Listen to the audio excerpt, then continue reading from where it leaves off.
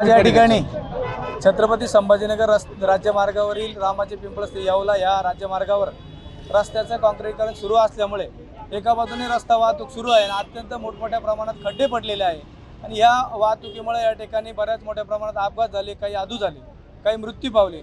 परंतु अधिकारी आणि ठेकेदाराचं अक्षम्य दुर्लक्ष या रस्त्याकडे आहे। त्याच्या निषेधार्थ सर्वपक्षीय आंदोलन या ठिकाणी उभं करण्यात आलेलं होतं। तब्बल 1 ते 1.5 तास युवा सेनेचे जिल्हा प्रमुख विक्रमजी रंधवे यांच्या नेतृत्वाखाली हा रास्ता रोको या ठिकाणी करण्यात आला। 1.5 तासानंतर या पोलीस स्टेशनचे पोलीस निरीक्षक गुरव साहेब असतील, प्रांत कार्यालय असेल, तहसील कार्यालय असेल आणि मोहिते म्हणून या कार्यकारी उपाभियंता या ठिकाणी तब्बल 1.5 तासानंतर या ठिकाणी उपस्थित झाले।